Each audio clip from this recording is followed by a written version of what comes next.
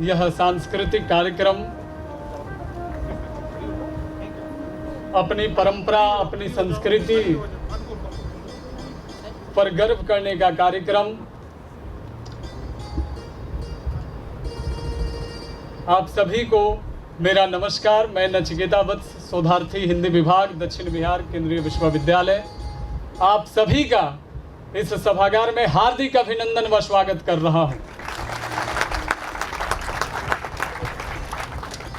आरोहण एक ऐसा कार्यक्रम है जिसके द्वारा CUSV स्पीक मेके हेरिटेज क्लब अपनी धरोहर, अपनी परंपरा, अपनी संस्कृति को आगे ले जाने के लिए हम सभी को एक दूसरे से जोड़ने के लिए आबद्ध है, प्रतिबद्ध है, संबद्ध है। ऐसे आरोहण कार्यक्रम में एक बार पुनः हेरिटेज क्लब की ओर से आप सभी का हार्दिक अभिनंदन और स्वागत। यह अवसर अपनी भारतीय प्राचीन संस्कृति पर, भारतीय कला परंपरा पर गर्व करने का पल है।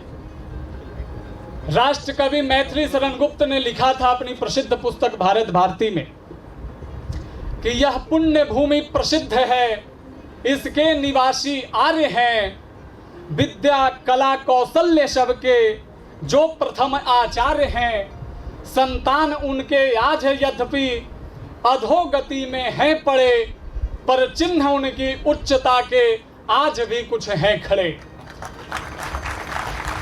और आज का यह कार्यक्रम उसी उच्चता के चिन्ह को याद करने का कार्यक्रम है। आज का यह कार्यक्रम उच्चता के सोपान का पुनर्वलोकन का कार्यक्रम है। यह कार्यक्रम है अपनी अस्मिता पर गर्व करने का, यह कार्यक्रम है अपनी परंपरा पर अभिमान करने का। मेरे साथ इस महत्वपूर्ण कार्यक्रम का मंच संचालन कर रही हैं जीवन विज्ञान की छात्रा शान्या जायसवाल। आप सभी से निवेदन है कि शान्या का स्वागत कीजिए। शान्या।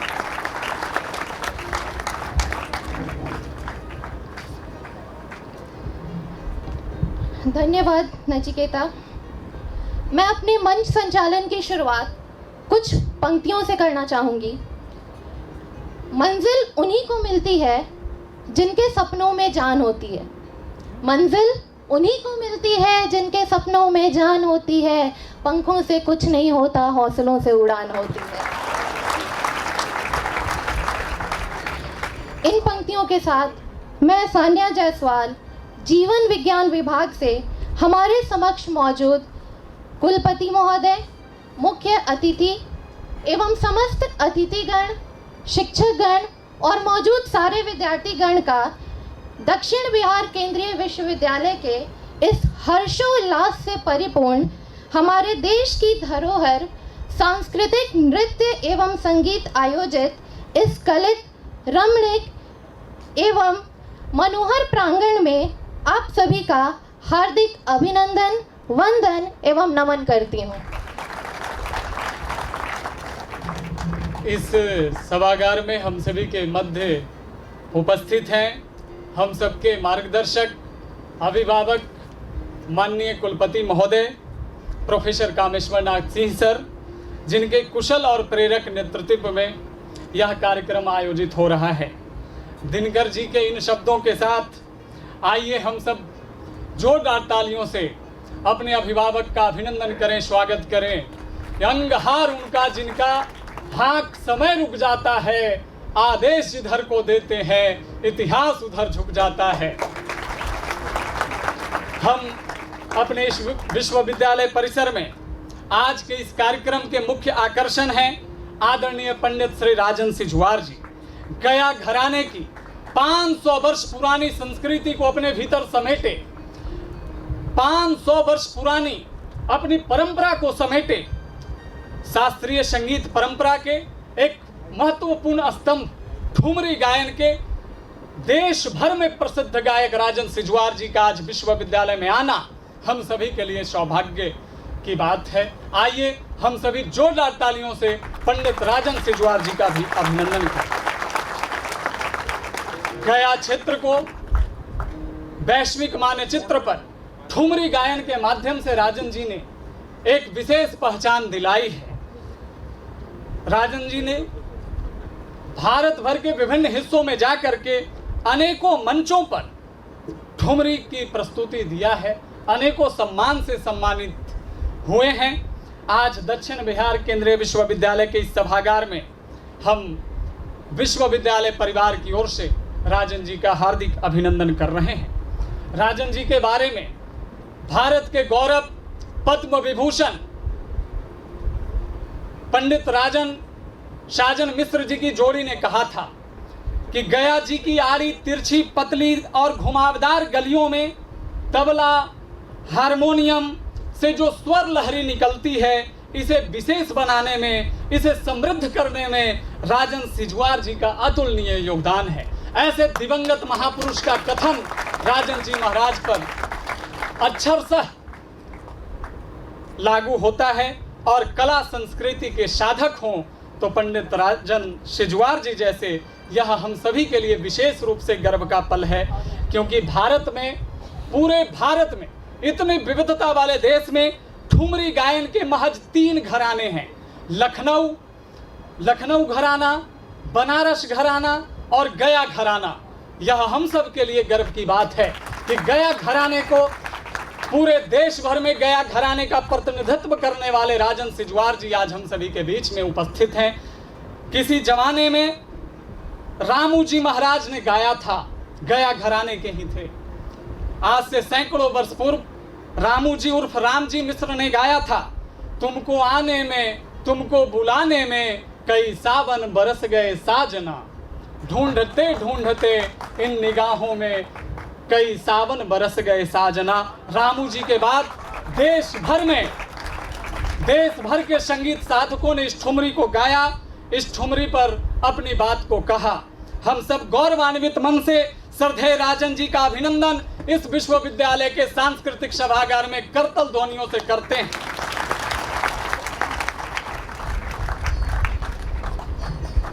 कार्यक्रम को आगे बढ़ाते हुए जरा हेरिटेज क्लब के बारे में भी गौर फरमा लेते हैं। हेरिटेज क्लब हमारी समृद्ध संस्कृति के संरक्षण की भावना और गर्व की भावना पैदा करने का एक छोटा सा प्रयास है। क्लब में विविध भाषा और प्रतिभा वाले छात्र शामिल हैं और विशेषज्ञ सलाहकारों द्वारा निर्देशित हैं।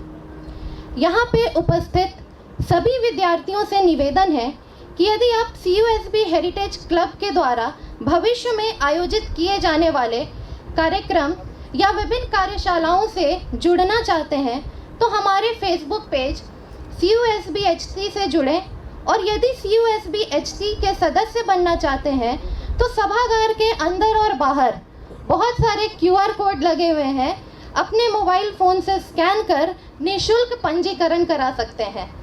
कार्यक्रम को आगे बढ़ाने के लिए मैं दोबारा से कुछ पंक्तियों का सहारा लेना चाहूँगी। संवेदना जगाने को एक चुभन ही काफ़ी है, संवेदना जगाने को एक चुभन ही काफ़ी है, धरा दुलारने को एक गगन ही काफ़ी है। संवेदना जगाने को एक चुभन ही काफ़ी है, धरा दुलारने को एक गगन ही काफ़ी है। हताशा के हर दौर में दीप तो जलाओ, हताशा के हर दौर में दीप तो जलाओ, अंधेरा मिटाने को एक किरण ही काफ़ी है। अब इस महत्वपूर्ण कार्यक्रम को आगे बढ़ाते हुए मैं बहुत ही सम्मान और विनम्रता के साथ यहाँ उपस्थित माननीय कुलपति महोदय एवं अन्य आगत अतिथियों से निवेदन करते हैं कि कृपया दीप प्रज्वलित कर इस महत्वपूर्ण कार्यक्रम का शुभारंभ करें।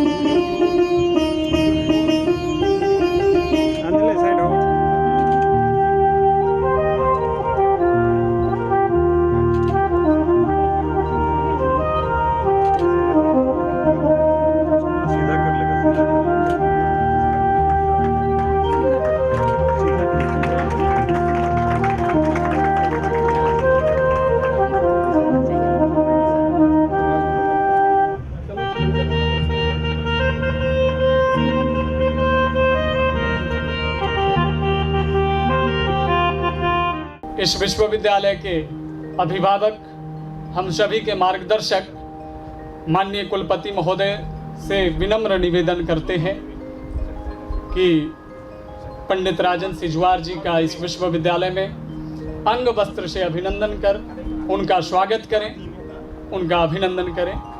माननीय कुलपति महोदय सर अभिनंदन करें। यह अभिनंदन है भारतीय शास्त्रीय संगीत परंपरा का। अब मैं इस कार्यक्रम के संयोजक डॉक्टर रवि सूर्यवंशी सर से निवेदन करता हूं कि वे कृपया माननीय कुलपति महोदय का अंग वस्त्र से अभिनंदन करें एवं इस कार्यक्रम के लिए अपने इस विश्वविद्यालय के अभिभावक, मार्गदर्शक का अभिनंदन व स्वागत। इसी के साथ अब मैं मंच पे CUSB हेरिटेज क्लब की संचालिका महोदया डॉक्टर अमृता श्रीवास्तव को सादर आमंत्रित करती हूँ। वे आए और हम सबको हेरिटेज क्लब के बारे में बताएं।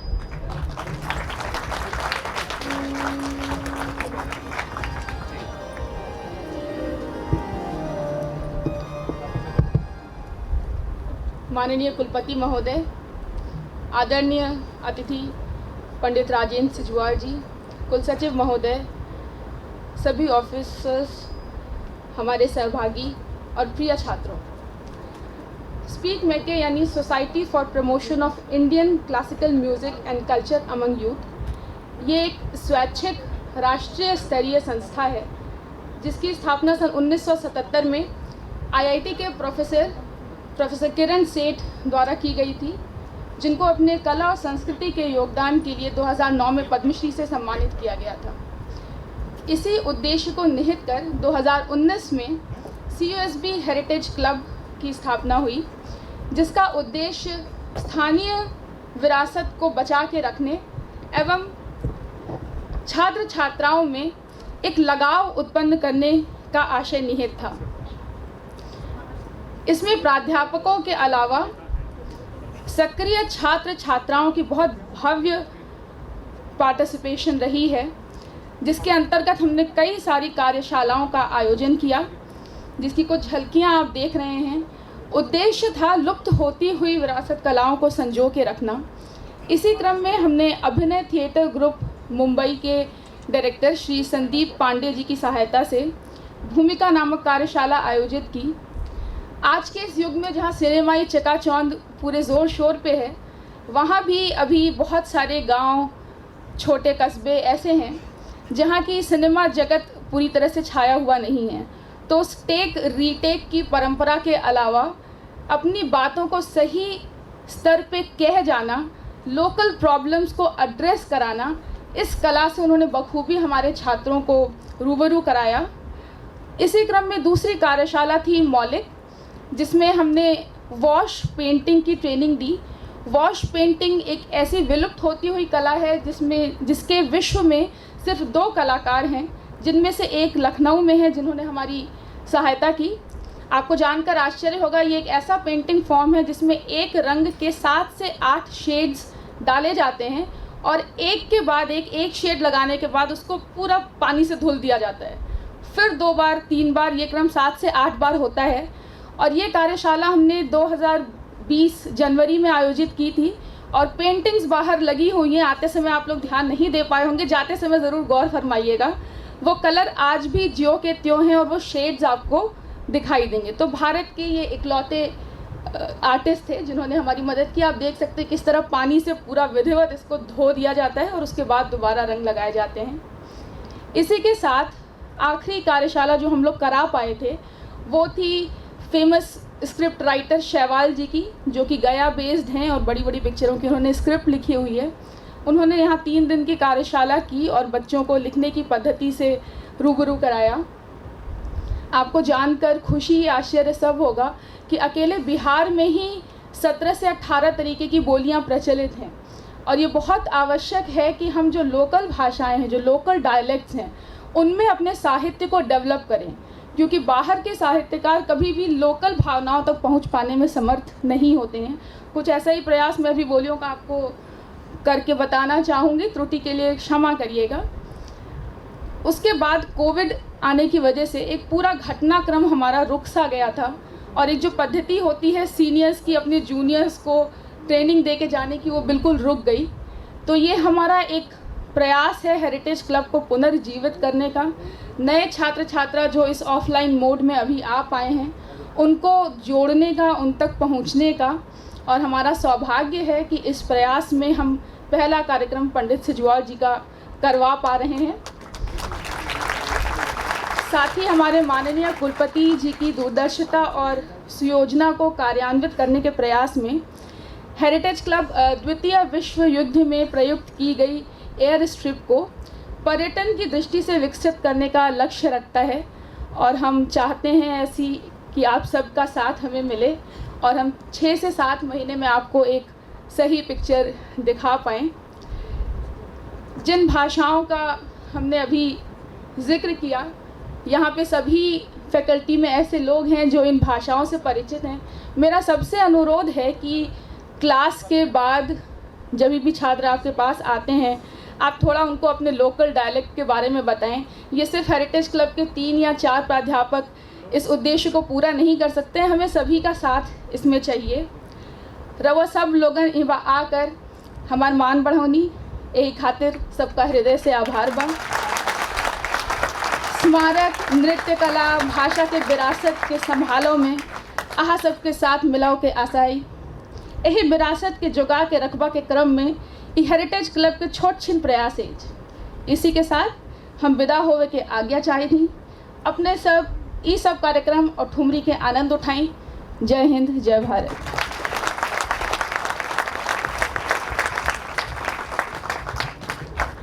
बहुत शुक्रिया मैम। और अब हम सबके बीच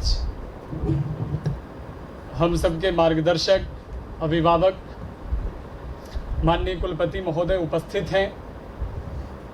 इस तरह के सृजनात्मक और रचनात्मक कार्यक्रम माननीय के कुशल और प्रेरक नेतृत्व का नतीजा है। उनके प्रेरक मार्गदर्शन में ही संभव है आज दक्षिण बिहार केंद्रीय विश्वविद्यालय सभी आयामों पर नित्य नई उपलब्धि प्राप्त कर रहा है। प्रत्येक स्तरों पर अपना यह विश्वविद्यालय नई ऊंचाइयों को छू रहा है। यह सब माननीय के कुशल मार्गदर्शन का परिणाम है। आइए हम सभी करतल ध्वनि से इन शब्दों के साथ माननीय कुलपति महोदय को अपने प्रेरक उद्बोधन के लिए यहाँ आमंत्रित करें कि विगत को नमन करते हैं, आगत को अभिनंदन। विगत को नमन करते हैं, आगत को अभिनंदन। चाहूं और आपका यश महके, जैसे मलय गिरी का चंदन। माननीय कुलपति महोदय सर।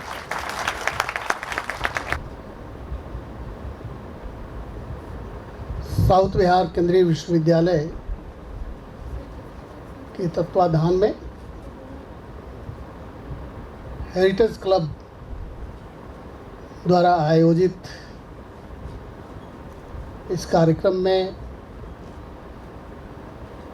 भाग ले रहे विश्वविद्यालय के अधिकारीगण, विश्वविद्यालय के विभिन्न विभागों के शिक्षकगण एवं छात्राएं तथा छात्रगण, यह एक महत्वपूर्ण शिक्षा का अंग है जो व्यवहारिक आयाम ले रहा है। शिक्षा केवल कक्षाओं में ही ग्रहण नहीं की जाती है, केवल चाक एंड टॉक मेथड से ही शिक्षा नहीं ग्रहण होती, बल्कि उससे भी अलग हट करके अनौपचारिक रूप से शिक्षा ग्रहण की जाती है। और यह एक अनौपचारिक शिक्षा का महत्वपूर्ण अंग है। और इस शिक्षा के माध्यम से हम अपनी विरासत का संरक्षण करते हैं, अपनी कलाओं का संरक्षण करते हैं उनको प्रचारित करते हैं, उनको प्रसारित करते हैं। मुझे प्रसन्नता है कि हेरिटेज क्लब इसको बढ़ाने में लगा हुआ है। यही नहीं, हमने इनको एक प्रस्ताव दिया था कि द्वितीय विश्व युद्ध में यहाँ से फाइटर्स विमान यहाँ से फ्लाइट लेते थे, यहीं से उड़ान होती थी और एयर स्ट्रिप चारों ओर है। उसको भी द्वितीय विश्व युद्ध का इतिहास लिखते हुए, उसका उल्लेख करते हुए उसको एक पर्यटन केंद्र के रूप में भी उसको विकसित किया जाए, और जिसको कार्य रूप देने में भी यह क्लब लगा हुआ है। यह बहुत बोलने का समय नहीं है, क्योंकि मैं जानता हूं कि आप लोगों के प्रति, आप लोगों का जो रुझान है और जो रुचि है इस समय पंडित सिजवार की ओर का है। मैं उनका स्वागत करता हूं, इस विश्वविद्यालय में आए। उन्होंने एक बहुत महत्वपूर्ण सुझाव भी दिया। हमें सुझाव दिया कि इस बिहार के किसी विश्वविद्यालय में संगीत की पढ़ाई नहीं होती। आपने याद दिलाया, मैं आपको साधुवाद देता हूं। और अभी हम विश्वविद्यालय के लिए विज़न और एक्शन प्लान बना रहे हैं 10 सालों के लिए। उसके लिए एक कमेटी भी गठित कर दिया है हमने कि 10 सालों में हम क्या क्या करने वाले हैं, क्या विज़न होगा, उस विज़न के लिए एक्शन प्लान क्या होगा। उसमें इन सारी चीज़ों को, क्योंकि एक साथ ही सारी चीज़ें नहीं शुरू की जा सकती, उसको हम इसमें डालेंगे। तो आपके इस सुझाव के लिए साधुवाद। आप सभी जानते हैं कि भारत विविधताओं का देश है और हिंद महासागर से लेकर के हिमालय तक यहाँ दुनिया के हर प्रकार का उच्चावच टोपोग्राफी जिसे कहते हैं, हर प्रकार की जलवायु, हर प्रकार की वनस्पति मिलती है और उसी के अनुरूप विविध तरह की जीवन पद्धति, भाषा पुष्पित और पल्लवित हुई है। और हर अंचल में एक विशेष तरह की कलाओं का पुष्पन और पल्लवन हुआ है हर क्षेत्र में, चाहे वो पूर्वांचल हो, अरुणाचल, या चाहे आसाम हो, चाहे उधर राजस्थान हो, चाहे पंजाब हो, चाहे केरल हो, चाहे कश्मीर हो, चाहे मध्य प्रदेश हो। हर जगह आपको कुछ न कुछ विलक्षणता मिलेगी और कदाचित सांस्कृतिक विविधता के दृष्टिकोण से जितनी विविधता दुनिया में हो सकती है उससे कहीं ज़्यादा विविधता भारत में है। और मैं बार बार इस बात को कहता हूँ और मैं अपने अनुभवों के आधार पर कहता हूँ कि दुनिया में जो कुछ भी है वह भारत में है, लेकिन जो भारत में है वह दुनिया में कहीं नहीं है। यह दुनिया का विलक्षण देश है। इतने प्रकार की कलाओं की विविधता और विपुलता शायद दुनिया के किसी दूसरे देश में नहीं है। किसी दूसरे, बहुत मोनोटोनस है, होमोजेनियस लाइफ स्टाइल है हर जगह, लेकिन यहाँ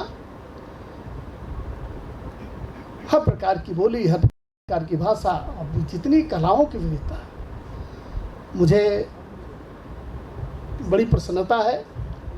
मेरा तो बोलने का काम अमृता जी ने आसान कर दिया है। इन्होंने स्पीक मैके के बारे में बता दिया है, यहाँ की बोली के बारे में बता दिया है और इस जुआर जी के महत्व के बारे में बता दिया है। मुझे लगता है कि इस कार्यक्रम के माध्यम से एक बहुत बड़ा आयाम जो सरकार की सोच है उसको पूरा करने जा रहे हैं कि वोकल फॉर लोकल, जो लोकल स्तर पर है उसको हम अंतर्राष्ट्रीय स्तर पर पहुँचाएँ। और मुझे लगता है कि जैसा नचिकेता ने भी बताया कि विभिन्न घराने हैं यहाँ पर और उन घराने में 500 से भी अधिक वर्षों से कलाएँ पुष्पित और पल्लवित हो रही हैं। मुझे लगता है कि इस प्रकार के मंच के माध्यम से उन कलाओं को अंतर्राष्ट्रीय मंच पर स्थापित करने में हम लोगों को इससे मदद मिलेगी। और जो भारत के यशस्वी प्रधानमंत्री की सोच है वोकल फॉर लोकल, हमको लगता है कि इस स्पीक मैके हेरिटेज क्लब के माध्यम से उस संकल्पना को साकार करने में हमको मदद मिलेगी। मैं बहुत ज़्यादा बोलते हुए नहीं, मैं आयोजकों को साधुवाद देते हुए कि उन्होंने इतना सुंदर और सुरुचिपूर्ण यह कार्यक्रम आयोजित किया है। और मैं अपने छात्रों के प्रति और छात्राओं के प्रति विशेष रूप से कि भाई हर चीज़ से सीखो, हर चीज़ से सीखो। और मैं बार बार एक बात कहता हूँ कि जहाँ कहीं भी रहो 100% रहो, जो भी काम करो 100% करो। अब यहाँ सुन रहे हैं तो कला में सोजो, कला में ही अपने को खोजो, क्योंकि यह एक साधना है। तो इसमें भी जीवन है और इसी में जीवंतता है। मैं आशा करता हूँ और मुझे अटूट विश्वास है इसी USB स्पीक माई के हेरिटेज क्लब जिन उद्देश्यों को लेकर के स्थापित हुआ है, भारत की कलाओं को संवर्धित करने के लिए, भारत की कलाओं को संरक्षित करने के लिए, क्योंकि बहुत सारी चीज़ें बिखरी हुई हैं, अभी हम लोगों को समेटने में बहुत टाइम लगेगा। और यह भी एक शिक्षा का अंग है और आगे चल कर के इस प्रकार के भी पाठ्यक्रम पर भी क्रेडिट मिलेंगे जो इस प्रकार की कलाओं का संरक्षित करता है, इस प्रकार की कलाओं का अध्ययन करता है, क्योंकि न्यू एजुकेशन प्रणाली में सब कुछ समाहित है। मैं इन्हीं सब शब्दों के साथ आप सभी को साधुवाद देते हुए और पंडित सिजवार जी का स्वागत करते हुए कि आप विश्वविद्यालय में आए, आपका स्वागत है, आपका अभिनंदन है। आप आते रहें और हमारे छात्रों का, छात्राओं का और आयोजकों का मनोबल बढ़ाते रहें। इन्हीं शब्दों के साथ मैं अपनी वाणी को विश्राम देता हूँ। धन्यवाद। वंदे मातरम। धन्यवाद माननीय कुलपति महोदय आपके इस उद्बोधन के लिए।